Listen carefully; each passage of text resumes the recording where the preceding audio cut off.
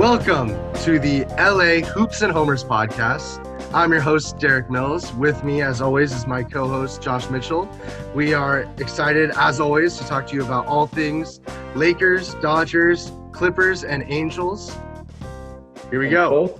It's time to get your wings because the Lakers just pulled out a 116-108 defeat to go up 2-1 against the Portland Trailblazers, and we're going to be here tonight to break it all down for you. Yes. Starting with, wow, what a performance, an exciting game. Lakers kind of struggled a little bit in the first half, but they made a comeback. LeBron heats up. Lillard tried to dunk on AD. You got all that.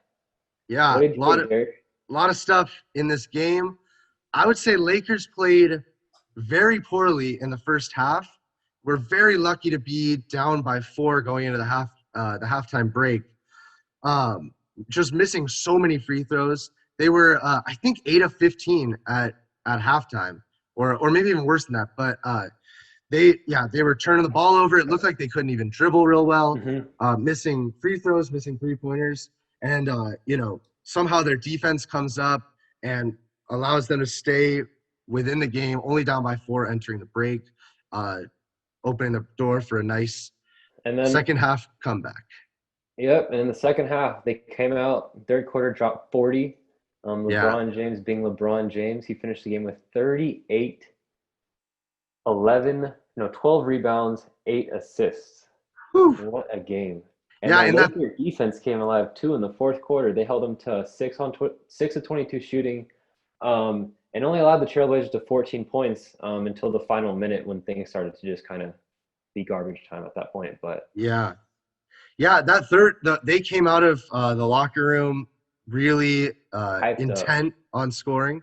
LeBron hit a 3 right out of the break. Then a couple possessions later comes down, hits a step-back 3 in Carmelo's face. And another couple possessions after that, gets fouled shooting a 3 and hits all 3 free throws. So quick 9 points, gets the Lakers back in front. After that, AD and Caruso run – I think on 4 straight possessions. 4 straight pick and roll actions, yeah. AD and Alex Caruso, AC and AD ran the pick and pop play to perfection. 3 straight mid-range shots, and the 4th one fouled him shooting a long 2. Yeah.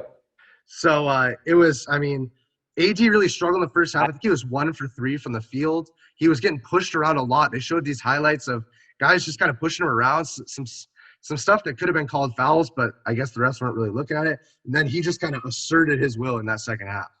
Yeah, and it's funny you mentioned the pick and roll plays because Mark Jackson was actually commenting on that and how Yusuf Nurkic kept falling for Alex Caruso every time. Like he was some Steph Curry type, just dag shooter.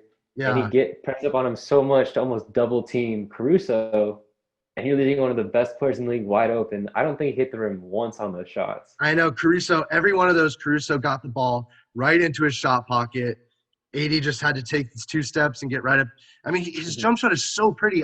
You can really see why he was a guard up until his growth spurt in high school. He's just got such a pretty touch out there for a guy that's that size. You don't see that often. Yeah, it's nice handles. Yeah, they knew they were running the play too, because I remember the third time they came down, Danny Green was wide open in the corner for like 5-10 seconds. Yeah. And they just waited for AD and Alex Caruso to get back. Yeah. Speaking of Danny Green, I would say, there's been a lot of talk. He's had a rough first game for sure. Couldn't find anything. Second game was a little better. Today, I say, even though he was 3 of 8 from the field, pretty good. 2 of 4 from 3, which is great. He had a couple of huge blocks. That was a nice defensive possession. Late in that fourth quarter, with about a minute and a half left, game was just about over, but he blocked a 3, and then they got the offensive rebound. AD blocks another jump shot. It goes back out to Lillard, and Danny Green blocks another 3 on Lillard. Blocked again. That was the dagger, a defensive dagger of the game. With that is just so demoralizing. They were going to come back. I think that honestly, that changed the entire series. I don't think they come back from this game. They got to win 3 of the next 4 games against this Lakers team. I just don't see that happening. I see them. They woke up. LeBron's awake now. LeBron was angry. He played mad, which is fun to After see. game 2, there's a lot of criticism with him having 10 points, 6 turnovers. Yeah. Not really typically doing LeBron things. I think this was the lowest playoff total that he's ever had in a win in his entire career. And then also the lowest he's had since that 8-point black spot on his resume in 2011. Yeah. Which so, I think that that criticism of his game 2 is a little unfair. And I'm sure we'll get into that in a little bit when we talk about game 2. But let's just finish up on game 3. Other performers, Caruso off the bench I think was a huge spark. He was a plus 10 off the bench, which was second only to Anthony Davis's plus 15. He had 7 assists, 4 rebounds, a block. He was just playing so hard, and it showed. He got 27 minutes, which is more than a couple of starters. And, he works hard on Damian Lillard. You know, Lillard's going to get his points, but he felt Caruso. You know that for sure. Also, something I want to point out, too, is that LeBron shot 17 free throws. Think of the time when LeBron shot more than 10 free throws. Yeah. There's been a lot of complaining about him shooting 2, 4 free throws, not getting the calls, but he shot 17 today. Yeah. Now, granted, he only made 12 of them, but he shot 17 free throws. Now, he missed a bunch in the first quarter. AD started off 1 for 5 from the free throw line. LeBron was also real poor. I don't remember the exact number, but I might be wrong, but I don't think he missed a free throw in the second half. And, hit 4 of 8 threes, 11 of 18 from the field overall. So super efficient scoring. If the free throws weren't great, but 12 rebounds, 8 assists, a couple of steals. He was just incredible. 38 points to lead all scorers. He just took over the game. He was going to do a lot. Let's look at the Trailblazers now, though. We saw Carmelo Anthony blast from the pass. Yeah. I honestly did not see this performance coming at all. I thought he was beyond washed. But he comes out third quarter, takes over, finishes the game with 20 points, 6 rebounds, 2 assists, 4 steals, too, getting his hands out there. Yeah. And he shot 66%, 2 of 3 from deep. So.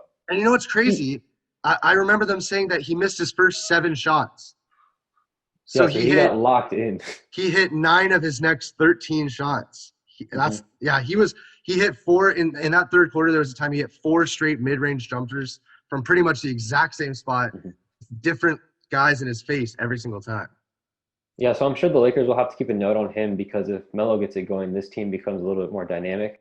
What do you think it's going to take from the Blazers to get some momentum back? Because after game 1, they got blown out in game 2. Game 3 now.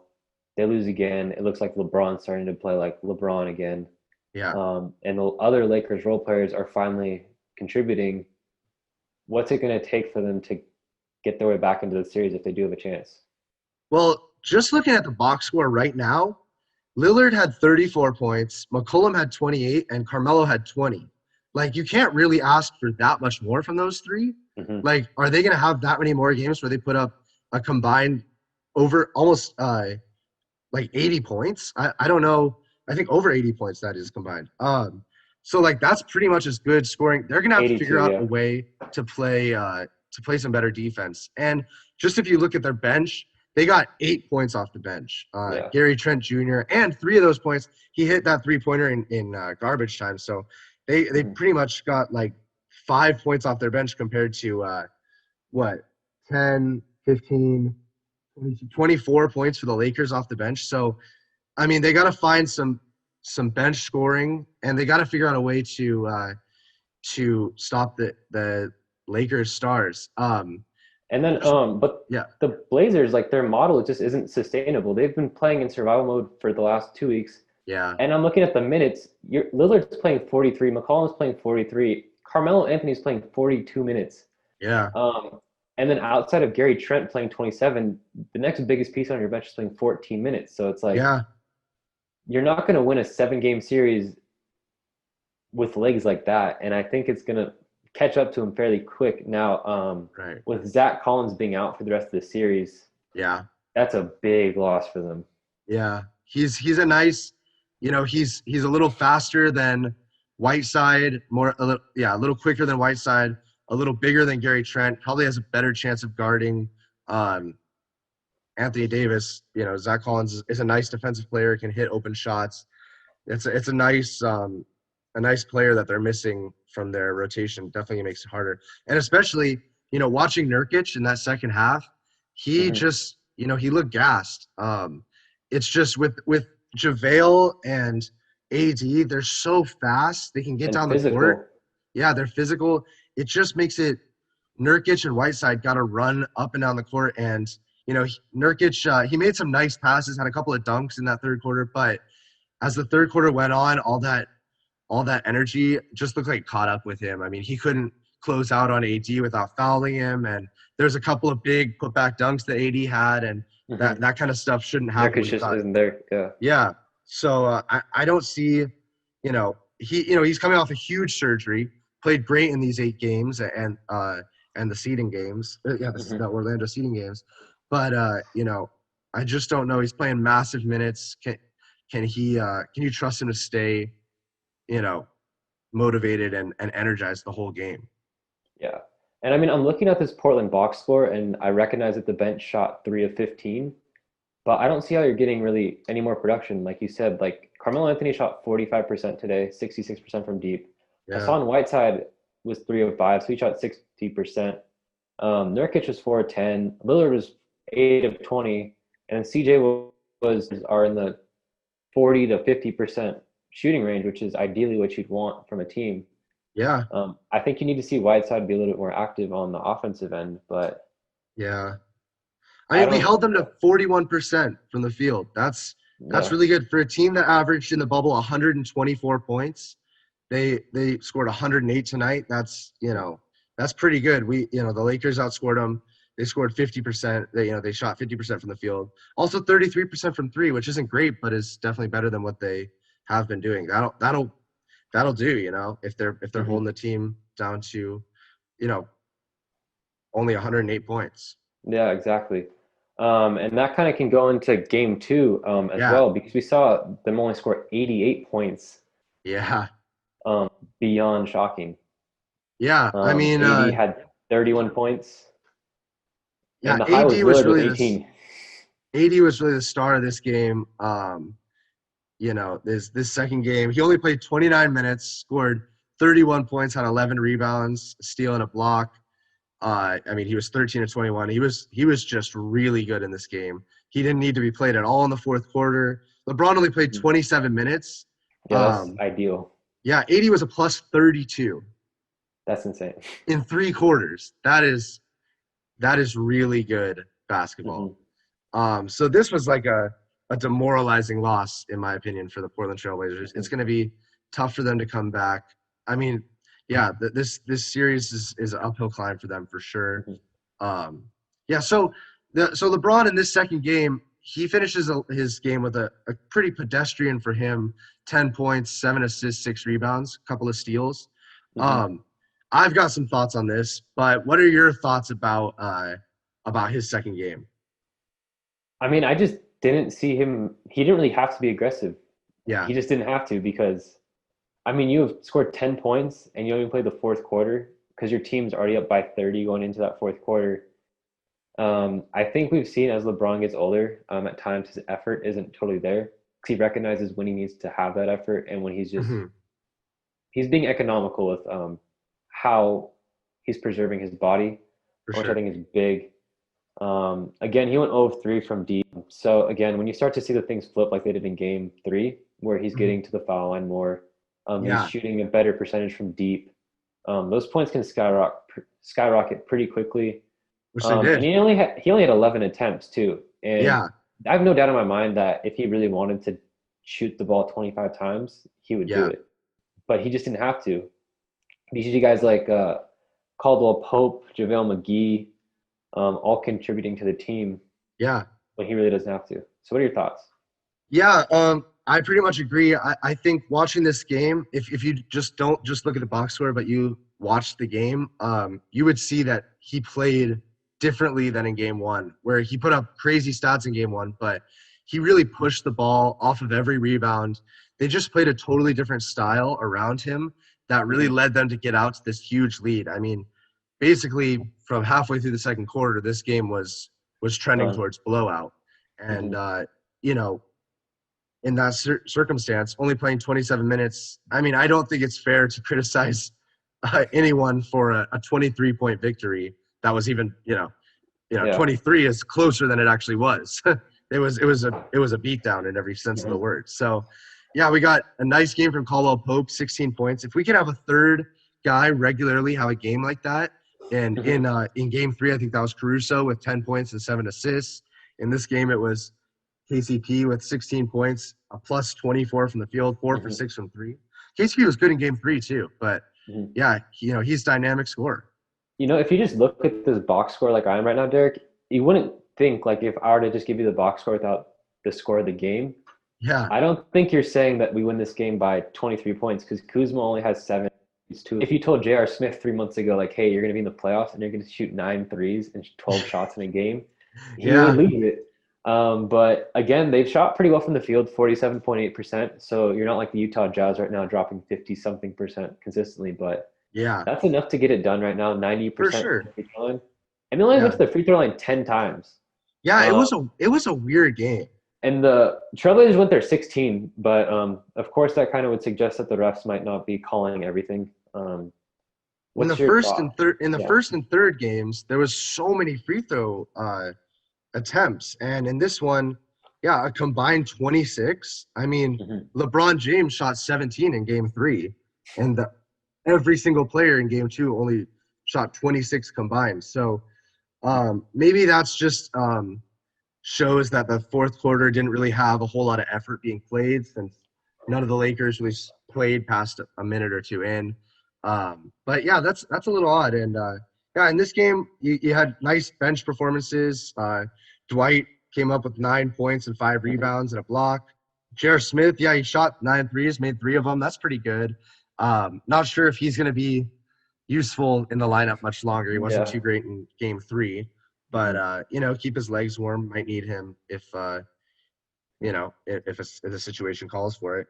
But, yeah, a lot of guys with big plus minuses. Anthony Davis with plus 32, LeBron and KCP plus 23 and 24 respectively. I mean, it was just a beatdown. They couldn't score. They shot 40% from the field. Lillard was a minus 29, only had 18 points, and he injured his finger, which is a big storyline to keep looking at. On a swipe through, tried to steal the ball from AD and ended up getting kicked in the hand on the backswing. And so in game 3, he played with a splint on. Didn't affect him. He still scored 34 points. But something to look at as the series continues, how that affects his scoring ability. Yeah, I don't think he's going to back down at all from that. But just take notes. It's an injury to his left hand, so it's not on his shooting hand. So should still be able to put up points. So one more thing that we can talk about is, I know we've touched on it a little bit, is that playing Anthony Davis at the 5 and just the overall impact that has had with stretching the floor. Nurkic has had cylinder blocks for feet. He hasn't really been able to move. How do you see this affecting the rest of the series? And then the way it's looking right now, if they do advance, playing teams in the future, if Vogel decides to stick with this? Yeah, I think that's where your best lineup is, because a LeBron AD pick and roll with spacing, 3 shooters, that's, if Kuzma's in one corner, Danny Green's in another, and KCP or Caruso's up top, that's just so hard. You got to make such tough decisions as a defense to choose what you want to give up there, because you can't take away everything. I think in this series, AD playing at the center allows them to make it difficult on defense when Whiteside and Nurkic are in the game at the same time. Because if you got Kuzma at the 4 and AD at the 5, it forces either Nurkic or Whiteside to guard Kuzma on the perimeter where they're not really comfortable. And I think it creates a huge advantage for the Lakers offensively. And they might have some size on the boards, but with AD and LeBron, I mean, LeBron is another rim protector, basically playing the point guard position. So like they're not really giving up size when they go to AD at the center. They're just redistributing where that size is. And then especially too, I don't see anyone really. I mean, unless you think of like Joel Embiid, but I don't see many bigs stopping Anthony Davis consistently one-on-one in this league right now. So if you can consistently get those matchups, or consistently switch, because I've seen Alex Caruso is really you can see he's garnered LeBron's trust just by the way Yeah. LeBron gives him the ball a lot when they come down on the floor. Yeah. And then we're talking about the pick and roll situation. Alex Caruso knows the playbook really well, and he knows Mhm. how to use things to his advantage. And I think that's just not really. It's very hard to stop that, especially Yeah. when if you can get that combination going when LeBron's not on the floor, the Lakers are going to be a very hard team to beat in the future. I mean, there's not much to say. AD is a matchup problem for 29 other basketball teams. It's a tough, that's why he's one of the top 5 players in the world. And adding him and LeBron it's just such a tough combination to stop, especially Mm-hmm. going forward. Looking into Game 4. I mean, I don't know where Terry Stotts and the Blazers are going to go. They already changed their lineup for Game 3, adding Whiteside instead of Wendy and Gabriel at the power forward. And clearly, I mean, it worked a little better than Game 2, but I mean, it's just not going to – I don't think it's going to make too much of a difference. So Yeah, I predicted at the beginning of this series that Lakers might lose the first game and then win the next 4, and I it's think looking like that. that might Yeah. happen. Mm-hmm. I just see this loss as demoralizing because, I mean, they gave it everything they had. You had your starters play almost 40 minutes. You're tired now. Lillard's hurt. And it's just, you saw a number one seed kind of come back to life tonight, which Yeah. is really nice to see because we saw for Lakers fans in the bubble, they ranked 3 and 5, around 21 to 22, or ranked in most categories 21 and 22. Yeah. So there's a lot of talk with that, but things seem to be kind of going smoothly. Yeah, we can quickly touch on Game 1. Not a whole lot to talk about besides Lakers just did not hit shots. At all. Anthony Davis was 8 for 24, only 33% from the field. That can't happen. He played, he scored 28 points, but a lot of them came at the free throw line. Mm-hmm. LeBron had an incredible statistical game, 23 points, 17 rebounds, 16 assists. That's mind-blowing. A stat line that hasn't put up since the 60s or something like that I saw. Mm-hmm. That's insane. But they end up falling in a pretty tight game to Portland. Lillard puts up 34. And really, it's just – I mean, there's not too much to say about this game except Lakers shot 15% from 3, 5 of 32. And you're not going to beat an NBA team shooting 15% from 3. It's just and they only lost by 7 too, that can't happen. Yeah. But yeah, other notes: Carmelo Anthony had a double-double. Yusuf Nurkic had a double-double. Mm-hmm. I mean, but that's really all that there's to really talk about. Yeah, I think the thing from that game was that even though the Lakers couldn't shoot, Portland still only scored 100 points. And this game kind of showed that the Lakers defense is real. And I mean, some people were concerned. Charles Barkley said that this would be a sweep. And, that gave me confidence because Charles I don't always really right. trust what Charles Barkley thinks. But, I mean, I just saw from this game a team that was desperate, hit shots, but the better team, they missed shots, but they played great defense. So I'm not that concerned. That game didn't really concern me all too much. So looking forward in the playoffs, one thing I'm going to just keep my eye out for is to see who the alpha becomes on the Lakers. If you see LeBron start to give up the ball more to AD and say, hey, AD, take us to the promised land, or if you see LeBron just do LeBron things and continue to put up stat lines like we saw in Game 1 and now Game 3, which is just like, it's still hard to wrap your mind around. Yeah. I mean, this dude, LeBron James, has been doing this since – I mean, he's been in the league since 2003. When we were 4 years old. Yeah, just a little kid. And, I mean, he's teaching these guys that he's still number one. I think going back to what you said about the alpha dog, it's like, both these guys can do it on a given night, and we need one of them to be awesome, the other one to be great, and then we need a third guy to step it up. Last night, 15, 16 points. Yeah, tonight was Caruso with his 10 and 7. We saw KCP the last game. Kuzma might have one of those nights. I'm looking at game 4 to see Kuzma show me something. Step up. Yeah. I was just going to say that we've seen Kuzma shoot it really well in the bubble so far, and then in the playoffs, he's kind of going back to this role player where he's not being as aggressive as you'd want him to be. But his defense has been great. Mm-hmm. Yeah. Yeah. So we'll see. You know, if the Lakers can win this series, you got the winner of the Houston OKC series. OKC had a great overtime win today, but it looks like that it will likely be Houston, which will be a fun series to get to. But not to look forward through this series because Blazers are a good team.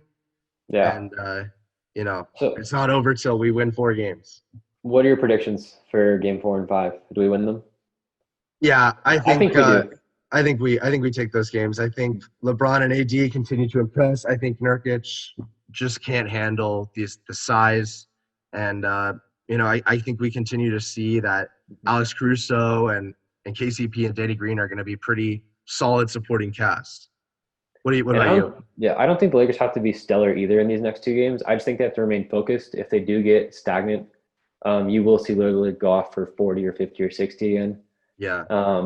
But overall, I think Portland is just a lot more fatigued than the Lakers will ever be right now. Yeah. I'm really excited about the defense they've been playing. I mean, they've shut them down 41%, 39%, and then 41% again. Mm-hmm. I mean, that is incredible. Yeah. They haven't even played perfectly on offense yet. I mean, that first quarter was pretty rough. It seemed like they couldn't do any fundamentals. They were even dribbling the ball off their foot. LeBron had a couple silly turnovers.